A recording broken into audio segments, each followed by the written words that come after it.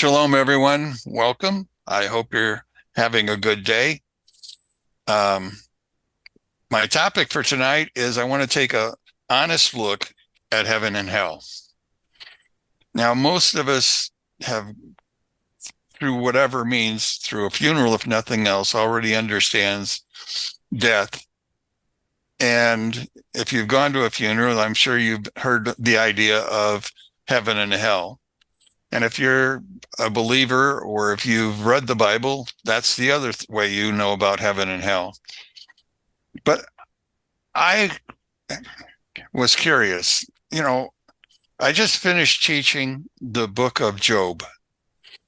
And next week I want to follow up with Job. But for right now, I want to focus on when did people begin to understand there was a heaven and there was a hell. And I say that because for so long, we have just assumed that understanding has been forever. And I went back and started looking and tracing different civilizations to try to understand what people were thinking and when they were thinking it. And so it became rather interesting to me because as I go through it, again, nowhere in the Torah is hell ever mentioned. Nowhere in Torah is Gehenna mentioned, which is where we assume hell is at this point in time. But I want to talk about the whole idea. And so tonight, my thrust is sharing with you other civilizations and where the ideas come from. In Christianity, there's no question where it comes from. It's from the Greeks and the Romans.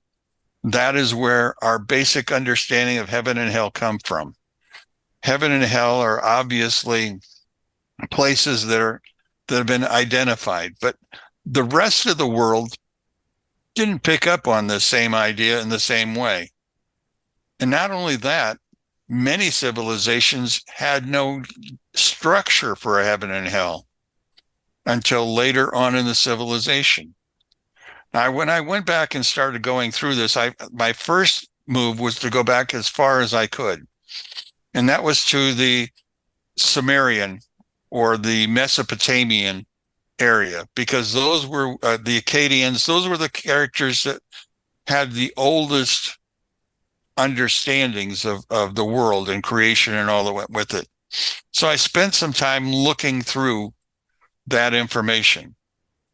Now, Mesopotamia really has clay tablets, stone markings, all of the things that would tell us about it somewhere between the first and third millennium after the creation of the heavens and the earth. So we're talking 1,000 years after God created the heavens and the earth. That's when we first begin to read about this. And I found that fascinating because you see, when I went through Job's understanding of death was that he was buried in the ground along with all the good people and the evil people, and that's where he spent his time resting. And again, he wanted to rest from all of the things that had happened to him, the trauma that was there. But as we go through this, we're going to hopefully begin to understand over time, people have created what we understand. Some of it is biblical. By biblical, I mean from Torah, not the Bible itself, although it's mentioned a little bit in Isaiah and Amos and Hosea, but it's not mentioned in the first 5 books. Joshua doesn't talk about it. We don't hear Samuel talking about it, although Samuel was raised from the dead. He came back for that, but there was not a lot of information that was tied to that. We know that Enoch never died. He immediately went to be with God. He walked for 365 years and was gone. We know Elijah went up in a fiery chariot. But again, that speaks to heaven, not to hell. not to the underworld. Because you see, that's going to be where most of the civilizations will go. They begin talking about that which is above and that which is below. Now, in the Mesopotamian area, it was very, very fragile, their understanding. They knew there was a gulf between those who were alive and those who were dead. They began to try to create an understanding of what that meant. What's in the gulf? What separates being alive from being dead? What happens to the body? And so as I was going back and digging through the information, they began to talk to us about the fact that everything returns to dust, which is easy to understand because the book of Genesis, we know from ashes to ashes, dust to dust. That's an easy one to understand. But there was more to it than that as they began to look at it. They found it for the fact that the dead dwell without distinction. There's no rank. That's how they understood it. Whether you were a king or whether you were a pauper, you died, you returned to the dust. That was where they came from. There was no heaven and hell, no reward. There was nothing that could identify the fact that there was a reason to live. From there, I went to the Egyptians, who were on the opposite side. You see, the Egyptians, from the time of the tombs, the pyramids, the idea of the cities and necropolises, all of the big cities that were there, all of it attested to the fact that they had this understanding that there's this thing called death. And in the fact that it's about death, it was also about the idea of believing that there was multiple forms after one dies. Now, by forms, I'm talking about levels and degrees of not life as we would understand it, but of death. This is the first hints that I can find of the idea of levels of the soul. Now, they never talk about the soul. The soul is something that was very Hebraic. It was not dealt with by any of the other civilizations. They understood that when one dies, they go to the grave. That was the easiest part to understand. But again, the question was, where was their grave? Now, some said that the graves of the pharaohs would always go to Sirius, the seven sisters. The idea of the poor, they would simply go into the ground. And in going into the ground, they would become a part of the fields, as it were. They understood the fact that the stars would circle over them and that they could actually see what was going on. But the understanding also is that at night, there was slumber. They would simply go to sleep. But if you're awake and you're in the ground, how do you see the sun? And for that, they understood that there was actually another world, a nether world. That was where they find themselves. They built themselves a magical system because there was nothing that really helped them understand. And so they created a system based on their gods, based on Osiris and the things that he said. Now, as the system began to grow, and again, it was a growth system. They started out with very little understanding, and they began to add to it. And as they're adding to it, they begin to come to this idea of the fact that there is some sort of mortality for some, but not for all. They understood that there was that places that should be adorned, where you're burying your dead, should be colorful, if you want to use that word.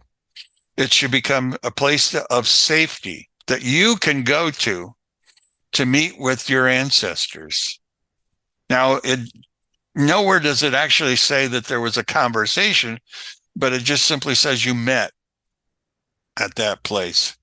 So there's this indication that something was happening. They also began to pick apart the idea of those who would survive the death. And what did it mean to survive death? Well, in order to reach the other side, you had to have the blessings of Osiris, because you see, you would go through a gauntlet of things to get there. The first thing you had to defeat was a four-headed crocodile. That was in your way. That kept you from getting to where you were going. But once you got past that, things got a lot smoother because you had to cross a river that was filled with demons. Then once you crossed that, you had to deal with this foul smell. Something was there that was toxic. And if you got past that, then you got to the point of reaching what would be called a tomb. A tomb. Now, this tomb, as we're beginning to understand it, was the place where the dead would be comforted. Interesting idea. You've survived all of these things to reach a place of a tomb, but you still haven't arrived at a good place. You have just simply made it all the way to being dead. That's all the farther you've got. But understand, you've had to fight your way to get to that point in our story. Now, things got even more changing because the next civilizations were the Greeks. The Persians had a system of Zoroastrianism, and I'm not going to go there because that's very encompassing, but it's very much like a Christian understanding. But the Greeks and the Romans drew from the Egyptians their understandings of life and death. That's where they went. Now, they gave this place where the dead passed through, they called it Hades. So that's where, in the earliest King James version, hell was known as Hades. That's where we get the understandings. There was an underworld god whose realm was divided among those, well, a terrible river separated one side of their land and the other side, and they ruled over both sides. Now, it resembles, in some sense, the idea of a dark, cold, joyless hall. That's where the dead would go. Now, after reaching that point, they were surrounded by gates and walls, and there was what was called the hellhound of Hades. It was a giant dog, Cerberus. Cerberus was a dog that would tear you apart. So if you got to the Hades, you still hadn't finished death because you could easily be torn apart by this dog. Now, as we begin to look at what's going on, we're beginning to get the first traces of purgatory, as the Romans would understand it. Because you're not in Hades per se, but you're not beyond it. You are simply struggling for your life at this particular point in time. That's what's going on. Now, as you begin to look at what's happening, you have to understand that hell had a queen, and it wasn't Satan. It's Persephone was her name. Persephone would reside over this whole thing, and in essence, those who were there with her were all prisoners because the gates were closed and they could not get away. So it was a very Homer, if you remember ever reading Homer's Iliad and the Odyssey. In the Odyssey, Persephone again appears in one of the challenges given. And so you begin to understand that there's traditions that are struggling. People do not simply die, and that's it. But so far, we haven't seen situations where heaven is in sight. Basically, you are working your way through purgatory to another place that's been unidentified. Now, there were a lot of stories that went along with this idea of hell and everything. But these stories come back to about the 4th century BC, because that's when the Roman Empire literally began to function. Up until then, the Greeks had controlled most everything, and the Greeks had given the Romans their understandings. Now the Romans are beginning to grow as themselves, and they begin to add to the story. So understand that what we have so far is one nation helping another and giving him a story to build on. There is no real information except what people begin to imagine and create. That's the interesting thing about this. That's why I got so involved in trying to understand heaven and hell, because you had so many places that never really gave you an understanding of hell and heaven, or how one goes from one to the other, or why one would go from one to the other. They simply all went to the same place. And from there, many things happened. The Egyptians had an out for the pharaohs and for those who were special. But the rest of them, that was not the case. They had to fight and work to get beyond this point. They had to work to get to where they were going. In what I'd call classical Roman, and what would probably be a Hellenistic Rome, there was this time when the Roman Empire, as it's going out, played a host to a lot of eschatological. Now we begin to understand they're looking into the future. This is the first civilization that talks beyond where they're at.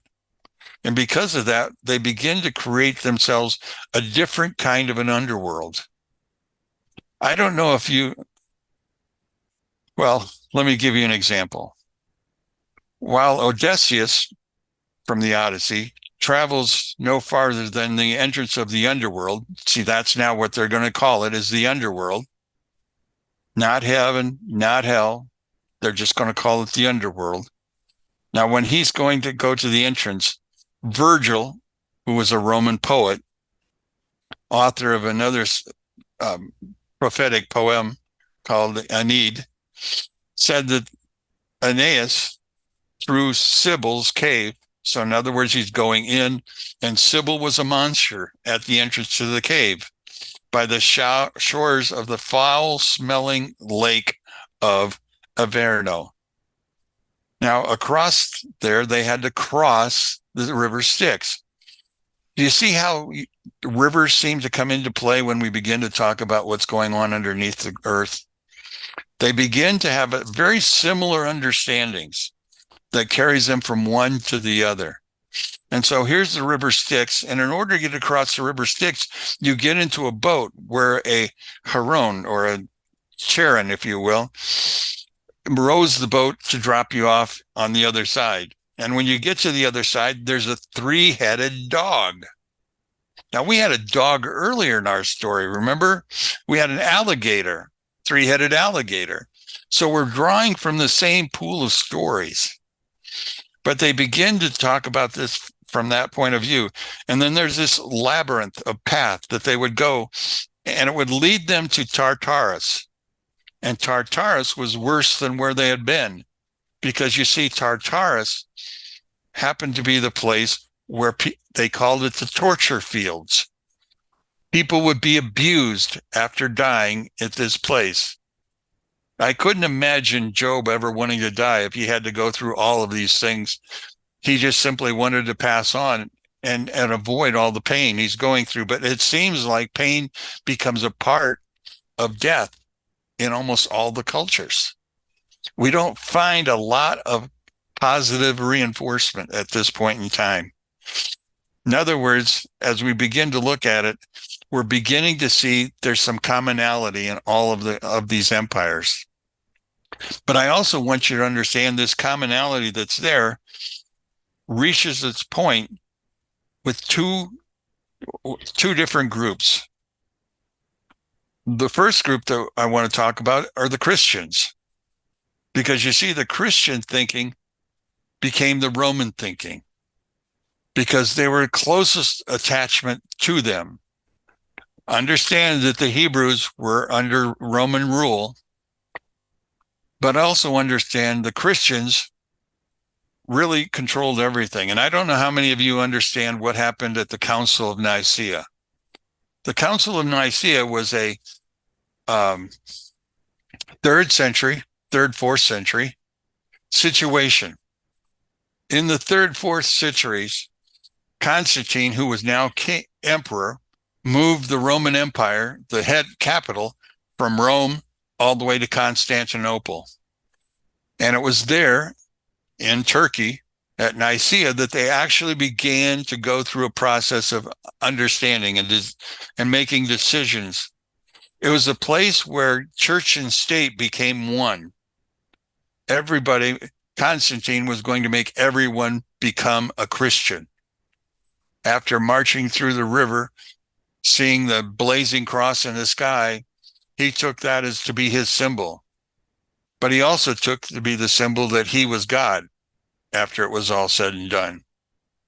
And that as we begin to see this, at the Council of Nicaea in the 4th century, 314 actually, he makes Jesus God.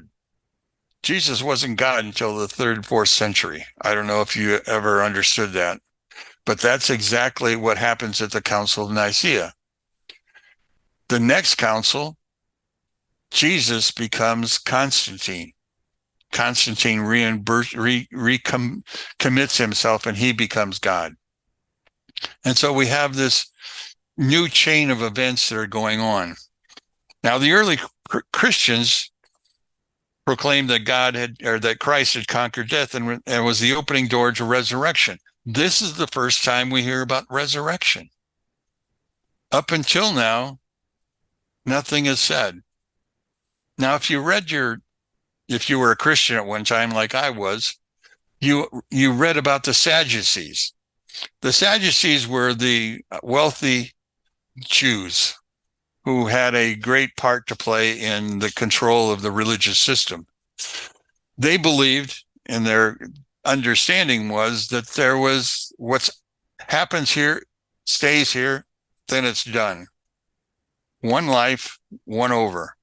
At that point in time, it's done. So whatever things you make happen here will be your leftovers for the world. The world will now benefit from all that you've left it. But there is no such thing as life after death. We still haven't got to the section where people begin to talk about life after death. That began to develop, by the Jewish people who had become intermixed with the Romans, who became intermixed with the Muslims, the Islam. Islam won't appear until the 7th century. Islam doesn't begin until the 7th century. So here we are in the 4th century. The Jewish people are being pushed out of any part within what would have been called the Christian church or whatever have you, because of the fact that they couldn't accept Jesus as God. Physically impossible. Everybody knows Shema Yisrael Adonai Eloheinu Adonai Echad. God is one, not three. God is one. They couldn't accept it. And so the Jews were no longer a part of the church. The Catholic Church continued to grow, but it grew and still began to add to. By the 7th century, 6th and 7th century, Mary was a virgin also. She became a part of this whole process. The idea of statuary for the 12 disciples, the idea of Joseph and Mary being the ones you pray to instead of God in order to intercede for you. All of those things came out of what was going on at the Council of Nicaea. It was a rather interesting time. Now, there's some ambiguities in the New Testament. I have to tell you this. I've read it, but these are the ones that strike home. In the New Testament, passages on hell, which have led to significant disagreements among Christians because of this. Why is there no mention of heaven and hell at the fall of Adam and Eve? Where did Adam and Eve go after they died? What happened? Nowhere in those first 5 books do we get any hint as to what happened. All sinners and fallen angels tortured forever or not? Does somebody who dies find themselves, after their 70 years of living, find that they were so bad that they will spend eternity, which is longer than 70 years, in hell's kitchen? Are the pains of hell reserved for the final judgment, or do they begin immediately after we die? Now, these are questions that have been argued all the way through. I tried to track or string them out and try to figure out where exactly they began to roll out. But the best I can understand is that they started at about the time of the Council of Nicaea. Up until then, much of what was going on was simply maintaining an idea that Jesus came and died for people, was their sin sacrificed. That was all I could gain from that whole understanding. The fourth question I found was, to what extent has Satan been left in charge of the kingdom of hell? Of the idea of, is he free to work and do his woes wherever in hell? But then as I began to read on, and as you begin to look through this, you begin to see that there's a new discussion. Hell is not one single place. Hell is compartmentalized. I don't know how many of you got the fortune of being in college having to read Dante's trilogy. Dante dealt with the idea of Jesus dying on the cross, going into the cave, and then beginning a process of going from death all the way through and coming out on Resurrection Day on Sunday. On Friday, he spent his time going down through the 12 levels of hell, finally reaching the place where Satan was. Satan was blocked in ice, unable to move. Well, that destroyed the idea that Satan was everywhere, but that was how it was laid out. After that, he came through what's known as purgatory. He is still not in heaven, but he is going through a process of repentance. From repentance, he finally reaches Sunday morning and he rises from the dead. But it's not until a little after this that they actually begin to call it something. It had no real name. It was called Paradisio, paradise. Well, wait a second. Adam and Eve were in paradise. So when they died, did they go back to paradise? But God threw them out of paradise. As you can see, there's the stories themselves have a lot of open space. They're not complete. Things don't seemingly go the way that they were thinking that they should go. So as we begin to look at all of this, I had to come back to what I originally started with. Because you see, I was trying to understand the Jewish understanding of all of this, because the Christian roadmap was not getting me where I wanted to go. I wanted to understand this whole process and where it began and where it ended. But I know that nowhere does it talk about resurrection until the books of Isaiah and Jeremiah and Amos and Hosea. So what happened in between? What am I missing, or what am I gaining out of this whole thing? Well, it appears as though, and this is the best that I can come up with at this point in time, it appears as though life after death is related to the development of eschatology.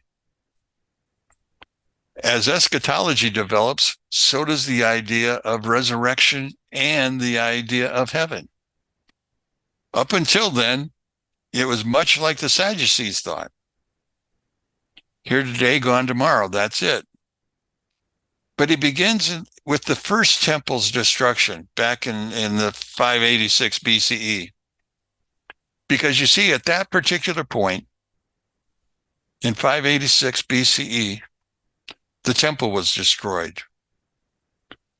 The Jewish people now were without their main source of belief, because you see, they did just believe God would take care of it and God would take care of them. And now they were frustrated by the fact that what's going to happen? But that's when Jeremiah and Hosea and Amos and Isaiah were all talking, trying to give hope in a place where there was no hope. Because you see, they knew that they were going into isolation. In fact, earlier, the 10 tribes went north, never to return except in small dribs and drabbles. And if you were to go to the Ukraine today, you would find that the number of Jews in the Ukraine outnumber the number of Jews in Israel. There are that many of them. The only problem is they're not believers. Many of them have never understood, never studied, never gone to a synagogue, have no understandings of their true religious beliefs. The military had basically destroyed their hope. Now, as we're going through the story, we know that the temple was rebuilt with Hosea and Nehemiah's help. But we also know that 400 years later, the second temple was destroyed. Now, we don't have the prophets anymore. The prophets have passed away. Now we're living off of information that was been given to us. That information, much of it makes its way into the Talmud. Some of it makes its way into some of the Dead Sea Scrolls. Some of it enters into the Mishnah or any number of other things that are going on. But there's a lot happening. And that which is happening becomes quite significant, because it begins to develop a whole understanding of what we call today Gehenna or Sheol, compared to the system that's adopted by many of the others. Now, Islam has really adopted many parts of the Jewish understanding. There are some differences, but for the most part, they understand. They have created for themselves levels of hell, levels of heaven, the idea of moving from one to the other based upon your work and your desire. We would call it mitzvot, doing the right things. That would be one of the ways. The belief that your ancestors continue to pray for you even after you passed. Again, encouragement towards what's left of your next life.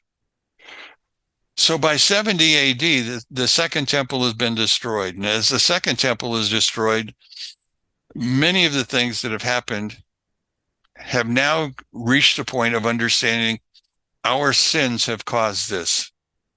What must we do?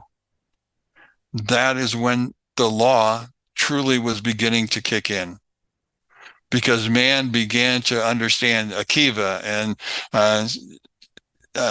Shimon Bar Yochai, all of the great first century, second century sages began to create for us a true understanding. The Zohar was written, which is a mystical book dealing with this whole end time. All of these things began to happen. We began to develop a system that's called Olam Haba. Olam Haba. This is when they begin to talk about this. This is when we begin to see parts of this being brought before our eyes. And Gan Eden somehow had been transposed into heaven. But again, in a Jew's mind, and I think that correctly, they were given land. They were not given heaven. And therefore, everything that's gone on, everything that they understand has to deal with the earth, has to happen that way. And so they began to grow in understanding. There was Rabbi Yaakov taught that the world is compared to an antechamber that leads to Olam Haba, the world to come. That it is while the righteous person must suffer in this lifetime, he or she will certainly be rewarded. Did you hear the word rewarded? That's never happened. This is the first religion that begins to reward people. Not kings and queens, not the higher ups. It rewards people for doing the right thing. When the Bible does speak about Olam Haba in connection to the afterlife, it is often used as the interchangeably Gan Eden while referring to the heavenly realm, where souls reside after their physical death. Now, this leaves us with all kinds of questions. Why are the souls in heaven or in this place above and their bodies are below? Well, they will be reunited at the end, but the understandings that they have boils down to this. Before you and I were born, we found our lives or ourselves in the well of souls. Now, even the book of Revelations, and I think it's the 3rd chapter, deals with the well of souls. That's where the martyrs are. Well, it's not just martyrs, it's all of us. We all start there, and we go through our lives and return. But at the same point in time, as we're going through this, it's suggested that the rabbis continued this understanding of the afterlife and saying that there are those who are presently in Gan Eden, those who will not have to go through this process a second time. Now, I said a second time, meaning there is such a thing in the Jewish understanding of reincarnation, which I want to talk about along with the study of the story of Noah in the belly of the fish, because those, along with Job, are going to help us understand reincarnation. But I wanted to do this first to lead us to the idea of reincarnation, which will lead us to the idea of resurrection of the dead. Notice there's a process that people will go through. I am not telling you that everybody will be born a second time, but I am telling you that some of us have been here before. That is what I'm trying to get across. Now, in this whole process that we're talking about, there's a Torah portion. It's called Bahar and Bakoseh. It's in the book of Leviticus. There's only a sliver, and it really is talking about the sabbatical years and the Jubilee years, but there's this hint that's located there that deals with the idea of rewards in the afterlife. But it's only a hint, and there's nothing tying it into the text. It just simply mentions it as it goes through. Now, it really doesn't talk about the afterlife as you would normally think of it, because it gives you the list of rewards that you can get. You can get rain and an abundant harvest. Wait a second. They can give you military victories. They can secure your borders. They can cause there to be good food on your table. You can have the feeling of God's presence. That would be the first hints of an afterlife, but at the same time, it doesn't hint the afterlife because it talks about everything that's physical. So people begin to wonder. We also understand that there are prayers that we make, or that the Jewish people make, dealing with Abraham, Isaac, and Jacob, the understanding of saints, and not in the sense of Catholicism. But now I want to get you to the understanding of, first off, let's go to Gehinnom. It begins by saying, Ge B'nai Hinnom, which is actually a place, or was a place, located just outside the walls of the city of Jerusalem back in the days of the Second Temple. first temple also. It was a place that was owned by a man named Hinnom. Bruaene is son of Hinnom. So this was land that had been passed on from generation to generation. But you see, this land was not what you would call scriptural, unless you're talking about their god being Moloch. Because you see, this is the place where babies were offered on the altar of Moloch. By being offered, that means Moloch, if you go back to the pictures that they have painted so far, sits much like a Buddha with his arms outstretched, but the hands do not touch.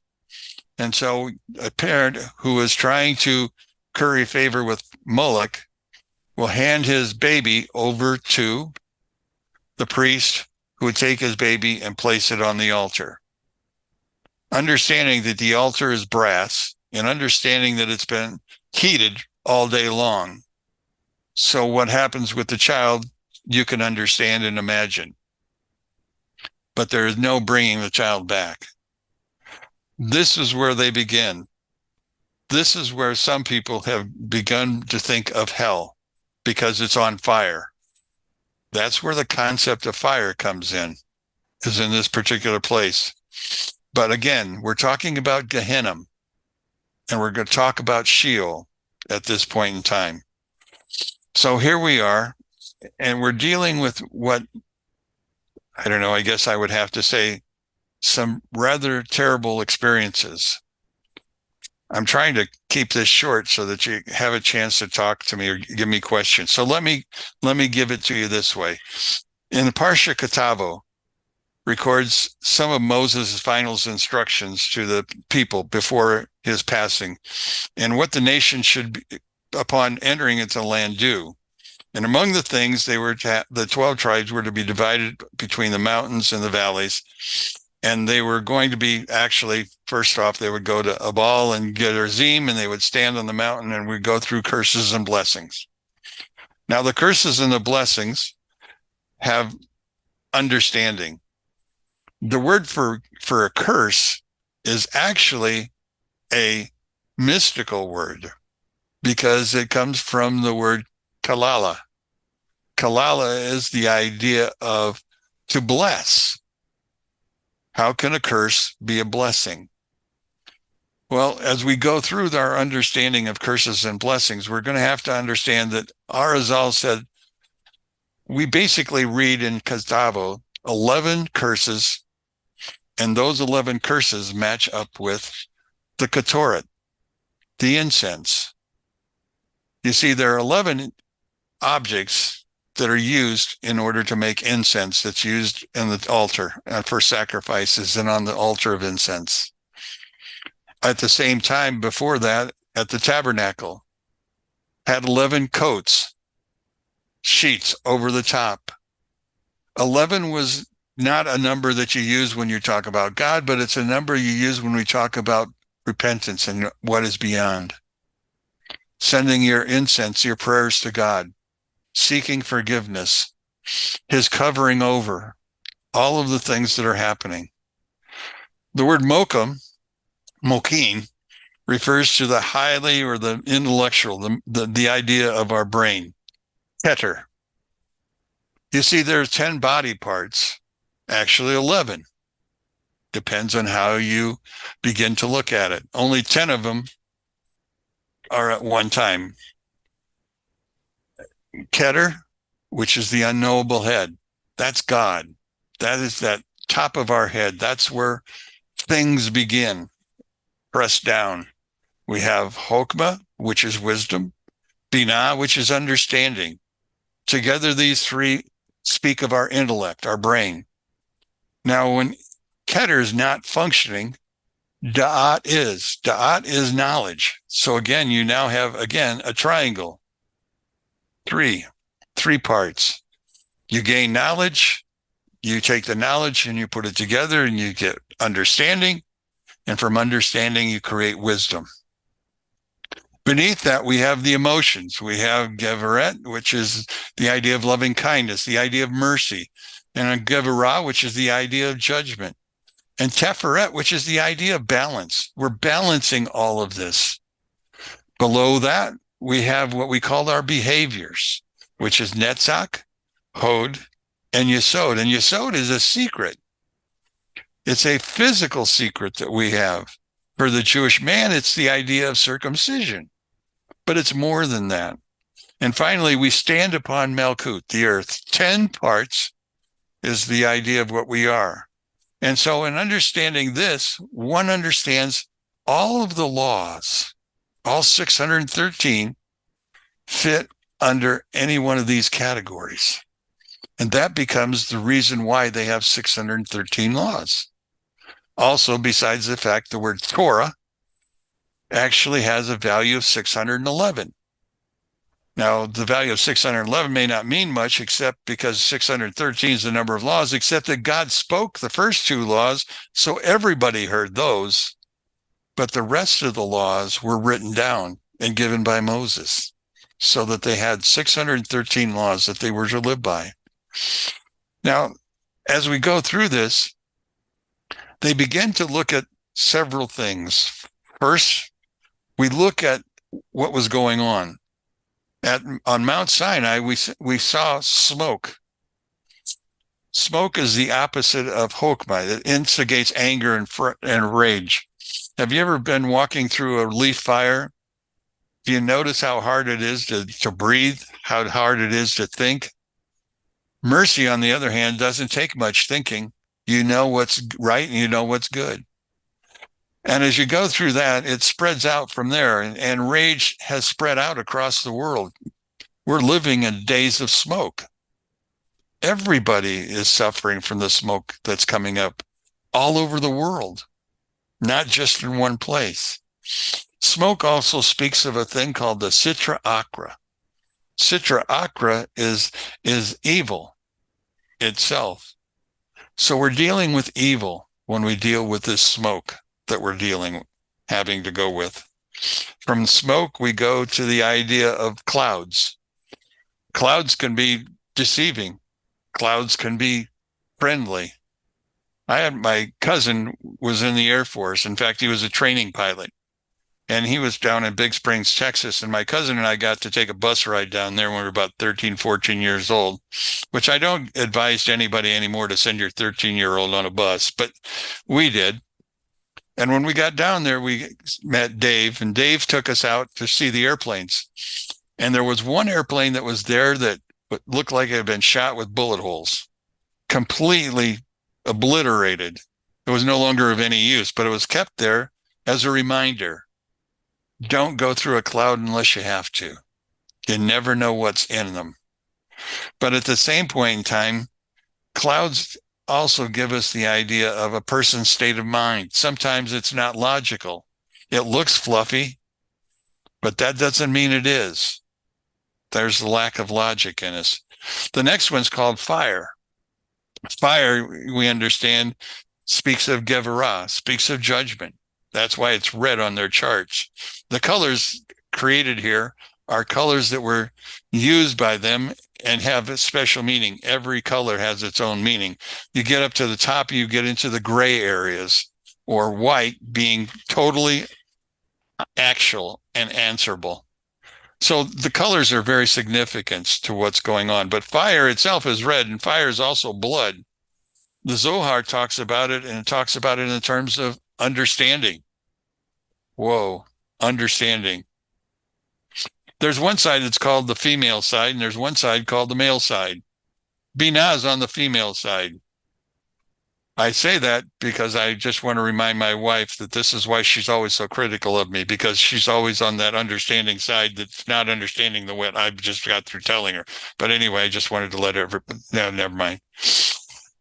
So we begin to see that there was things that are going on. Because of that, they began to understand that Gehenna was not a single place. Gehenna was multiple. And next time I want to go into understanding the levels of Gehenna as we move through and move into the area of Sheol, which is different than Gehenna. So there's lots of things going on. I think I've talked long enough, and covered enough that if you have a question, if you don't, I have an 11-page article you can read that I've put together dealing with all the things that I've learned. Now, I didn't learn them all this week, but I've been learning them since I finished my study of Job, trying to really, really understand what's going on and why things are the way they are. But the first thing I can tell you is heaven and hell may not be what we thought it was, not in the way, because nobody really gave us an answer in the beginning.